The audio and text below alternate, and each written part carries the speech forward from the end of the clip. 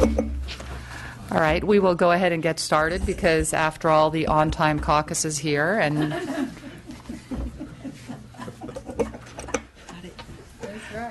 so they've told me. They want to be rewarded. So I want to welcome everybody to this first informational hearing of the Committee on Veterans Affairs. I am honored to be appointed by Speaker Atkins as chair of this committee. All the Assembly committees do important work, but caring for our nation's veterans is especially a high calling and critical mission. I want to acknowledge all the members of the committee and, in particular, the depth of personal experience that we have in our committee co-chair, Devin Matthews, who is a Purple Heart decorated veteran, and Assembly member Rocky Chavez. These men have walked a path that only veterans can know, and I'm honored and humbled to be their chair. I have identified some of my areas of focus for the committee this year. First of all, hello there. You just got the notice. Oh, well, I did honor you already, so I should read that line again, but I'm honored to have you on the committee as our Purple Heart decorated veteran. So the areas of focus for my committee this year are working with the Acting Secretary Ensley and her team of the California Department of Veterans Affairs on several topics. Having California be the model and leader for how to care for veterans and to connect veterans to benefits, helping to end veteran homelessness. Considering whether CalVet has the internal structures and controls to ensure transparency and uniformity of program implementation, and assuring that our state veterans home system provides the highest quality of care to residents and realizes those systematic cost savings for the state that are possible. Secondly, we want to follow up on initiatives that started last year, including the California Transition Assistance Program, Prop 41, and the completion of the West LA Kitchen. Number three, we want to support our county veteran services officers. I have introduced AB 171 because our CVSO's contribution to reaching veterans cannot be understated, and we need to provide a minimum of consistent funding for them.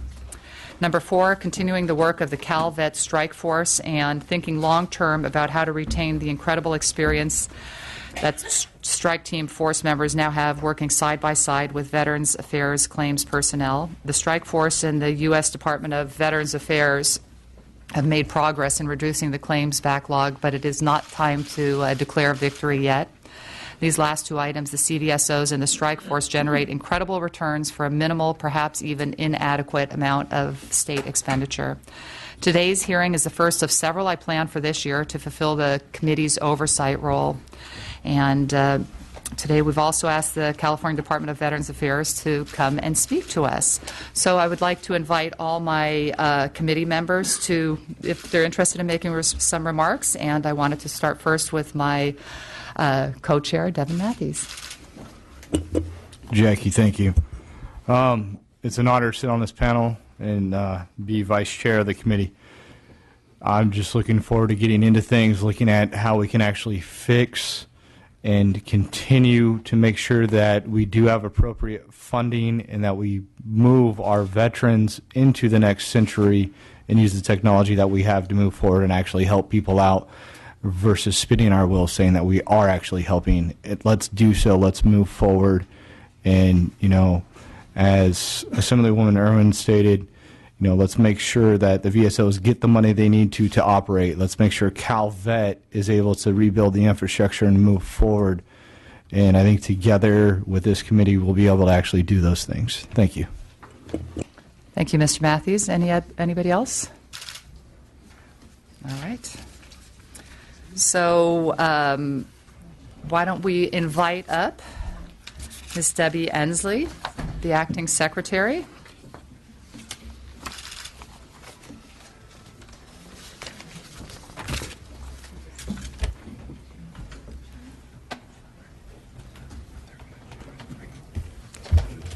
Thank you so much for joining us this afternoon. Thank you for being invited.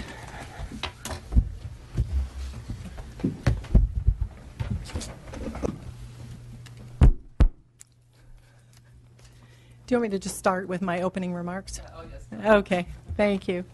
Good afternoon, Madam Chair and Mr. Vice Chair.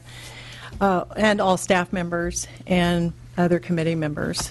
First of all, I want to thank you for inviting me here and for allowing us to come and talk about CalVet and how we can partnership in the future. I also want to thank you for the funding that you've previously given us for both the CVSOs, the strike team, and also the funding for the LA Kitchen. I guess we all know about the LA Kitchen. It's kind of a famous kitchen, and it's much needed. So we appreciate the extra funding. I guess I believe in the public service. My last 38 years of public service have prepared me to come here and take on this job. More specifically, I think the last 2 years of retirement are allowing me to come and take this job. I think I needed that big rest before this job.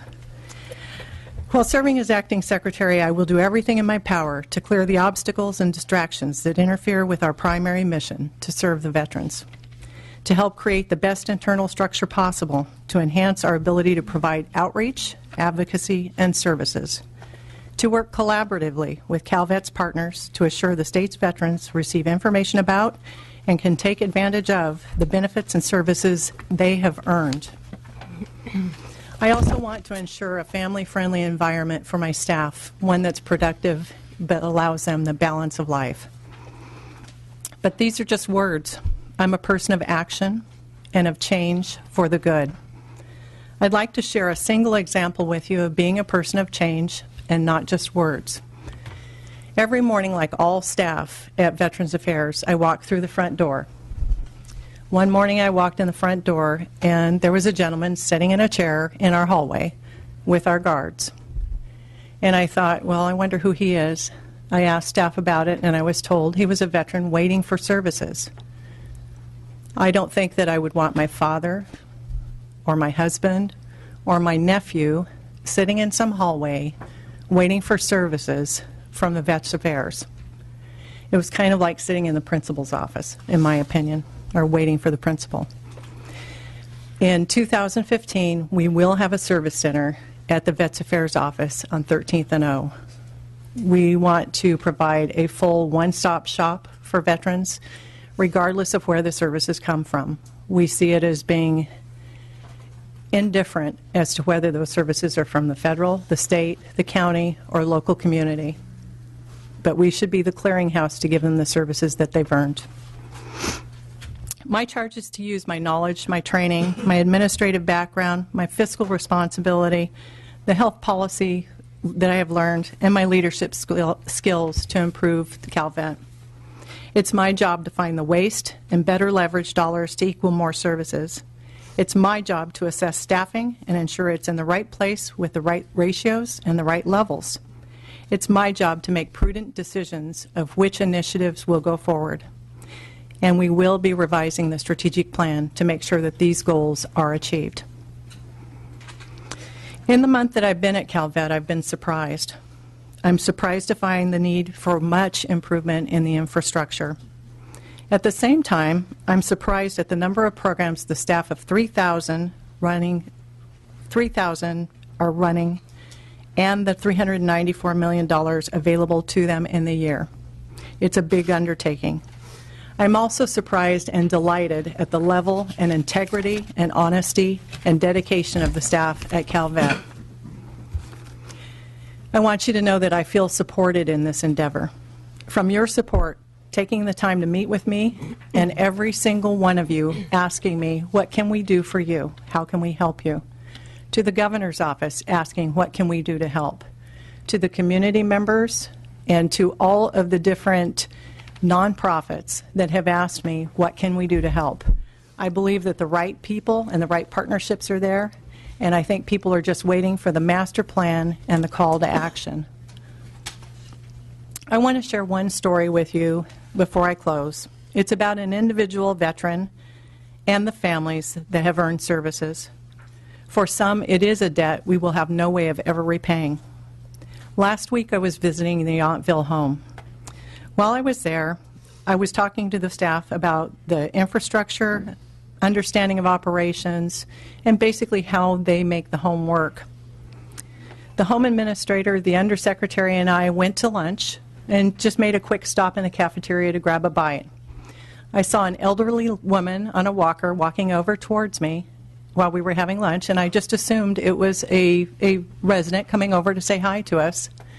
As she got closer, I realized it's a woman that I had known for 20 years who lived down the street from me in Placerville, California.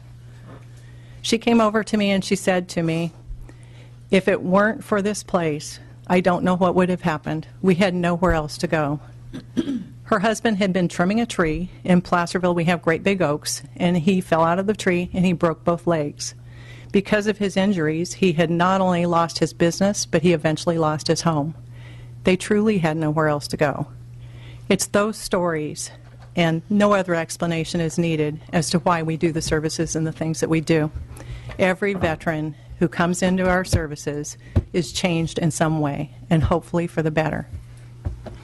The home administrator, excuse me, I'm sorry, I didn't turn my page.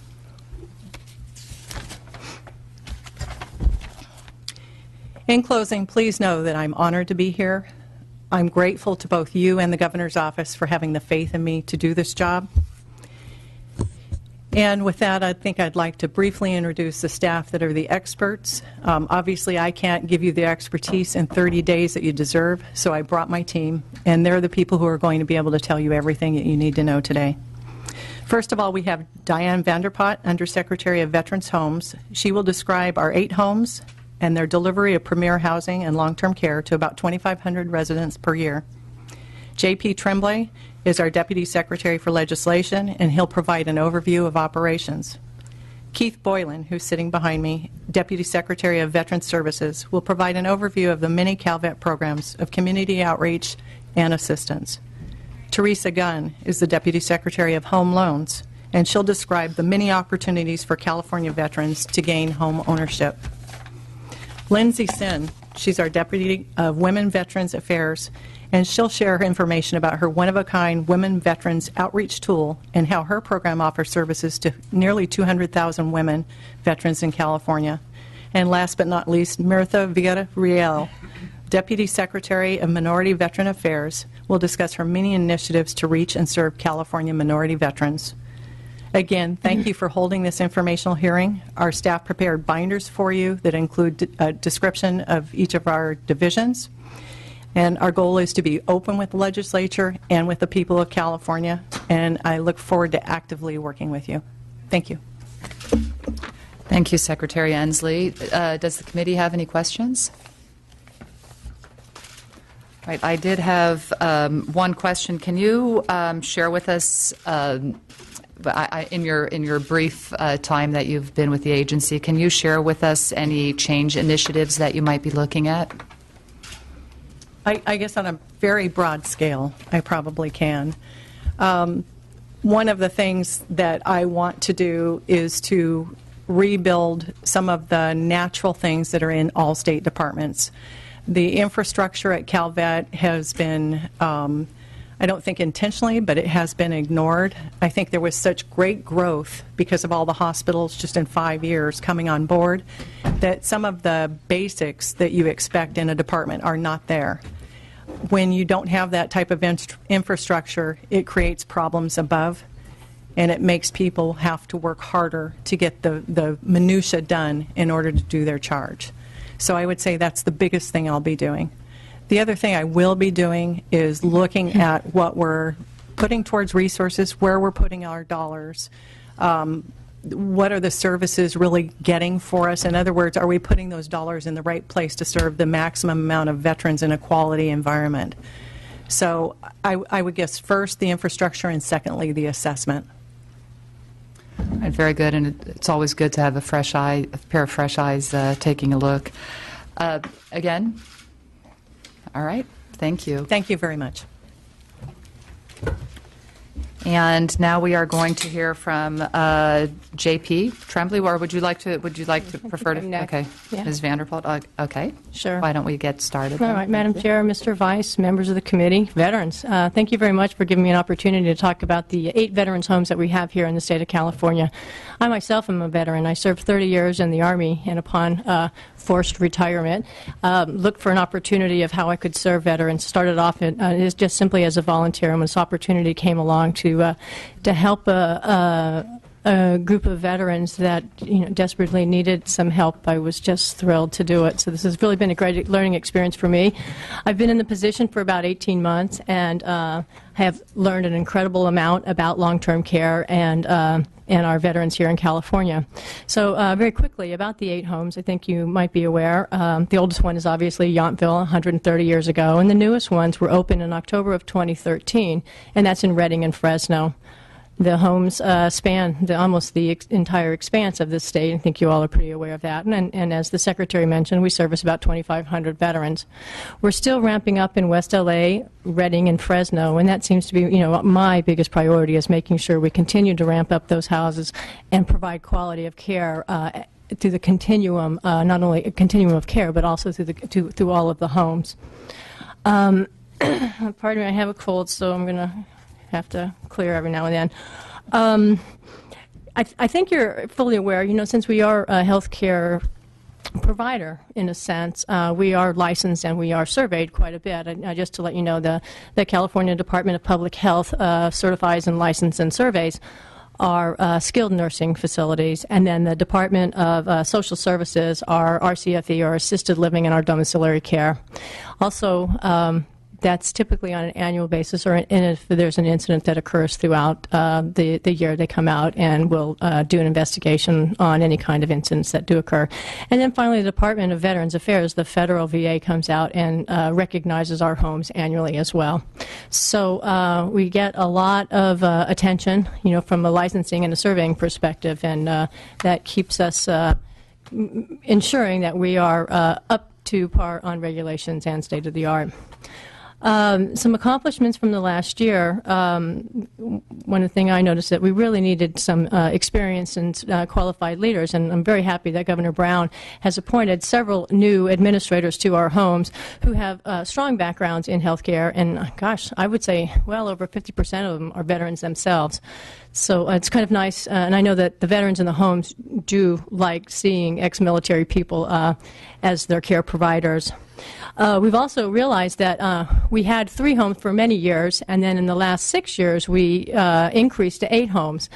And we realized here at the headquarters that, what we were needing was kind of a quality of care clinical unit that could go out and help these homes survey and making sure that the care was up to par in all the homes. And so we're building that now. We've started last year, and we're going to continue that throughout this next year until we get a strong team. But in the meantime, what we did was we contract for consultants to come out and help us. We recognized that we needed a little extra care. It's difficult to ramp up, and when you have a bench of one, it's more difficult to fill in the holes. So we have found some success in contracting consultants and also registries within the homes to make sure that we have adequate staffing and opportunities for training and learning in all the homes. I think actually last year one of the committee members looked me in the eye after a month and said, "So, I understand you have 8 stovepipes. What are you going to do about that?" So I took that as, he was absolutely right, and we needed to fix our standards of care. I think that we need to kind of be like the UC systems. We're Veterans Homes of California campuses, and they're out throughout the state, but no matter where you go in the state, the quality of care should be exactly the same. The activities and services should be exactly the same. And admissions should take exactly the same amount of time. And that's one of the things that we're really striving for, is to get our policies and procedures in line across all 8 homes. And not only clinically, but also fiscal processes. As I mentioned, Fresno and Redding opened in October of 2013, so last year they did celebrate 1 year. And we're increasing. We're right on track. We said we would bring on about 8 residents a month, and that's exactly where we are on the average of the 2 homes. So that's doing really well. So West LA, I know that that's a key issue for everyone. So let me just start with the homeless program. I think you all know that we had a collaboration with the feds in Los Angeles on homeless veterans. I'm very pleased to say that we are at capacity. We had 84 beds for homeless veterans, and we're at 84 beds. Towards the end of the week, we will be down to 83 beds because one of the veterans found a job and an apartment and is moving out. But we will be quickly moving to fill that bed. So it's a wonderful success story, and it's a great program for how California CalVet is helping the homeless problem in Los Angeles. So we're very pleased at that. Can also tell you that our census in Los Angeles, this is the highest it's ever been. We're up to 234 veterans in our beds. And I think you all know, and it's in your packet, that this coming spring we plan on opening another unit of skilled nursing of 42 beds. We're completely on track on that. Last month in January we held a job fair. We had, over 800 people come out to look for a job in our home. We did a lot of interviewing and exam taking on that day. We have CDPH coming out to survey our food service practice, how we get food from our kitchen area on up to the new unit towards the end of this month, early March. And once we get the green light from them that our processes are in place, then we'll start really ramping up that particular unit, and with the idea of bringing on new residents starting end of March, beginning of April. So we're completely on track with opening up another 42 beds of skilled nursing. On the kitchen facility in the basement, I think we did take some of the members down, October, November of last year, and you could see that we went from a cafe-style kitchen, which really served about 160. We've been able to up it up to 200 meals that we can provide daily, 200 veterans meals daily, 3 times a day. With that particular kitchen, but we really need to get up to the 396. And that kitchen facility is on track. The bids are in, and we're just working with DGS, going over the last-minute things to find out exactly who to award the contract to. And we expect that announcement in the next couple of weeks. And so, again, we're on track with rebuilding the kitchen facility in Los Angeles. So,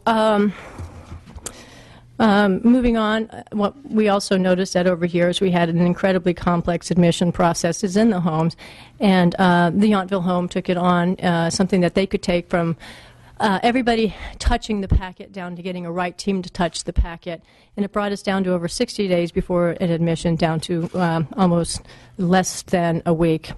So we're doing very well, and it's something that all the homes have been able to take on. And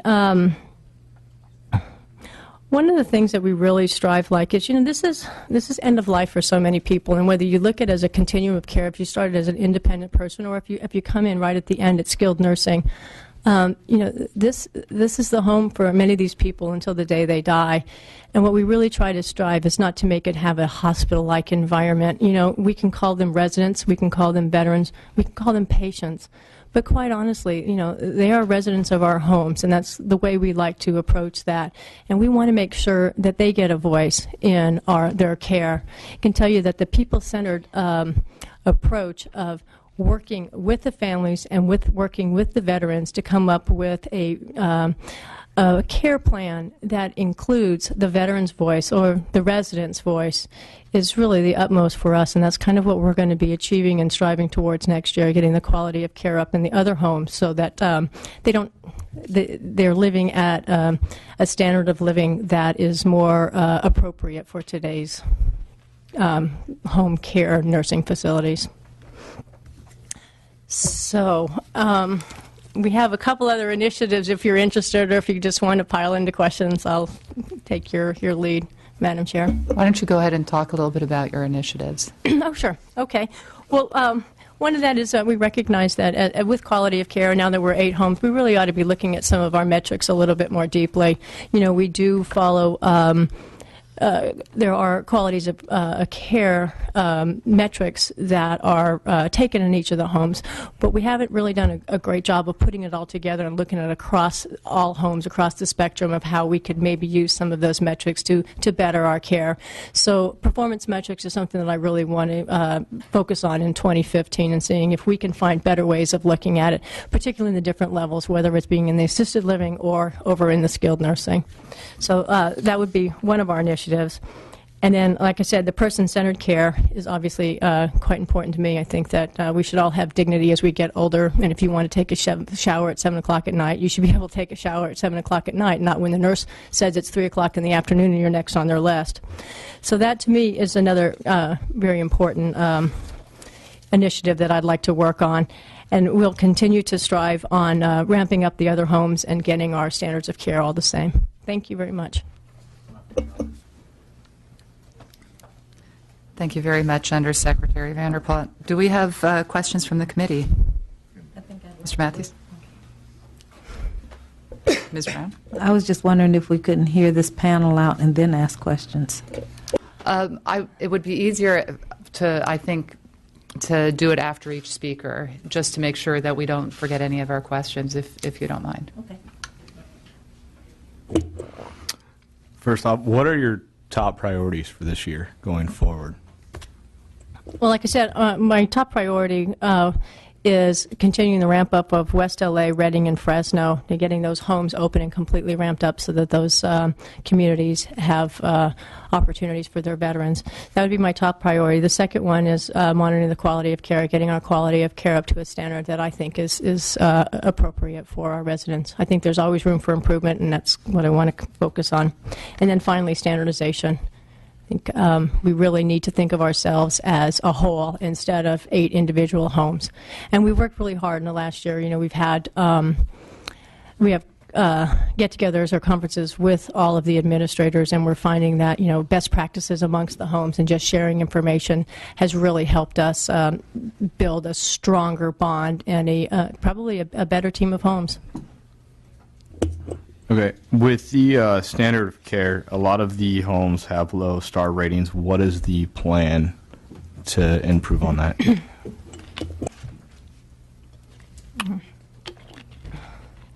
So the star ratings came from about 2 years ago, and like I said at the very beginning, we've changed out a lot of the administrators, ones that have strong backgrounds in nursing care, and with the metrics that we're following, and also with building a clinical team here at the headquarters that can go out and check up on all of our care, I think, is most important. When it was only 3 homes, it was a little bit easier, but 8 homes requires a little bit more attention.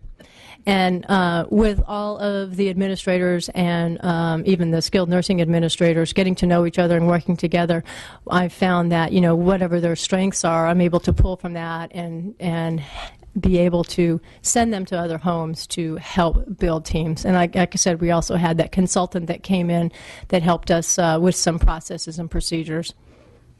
Does that answer your question? Yes. Thank you.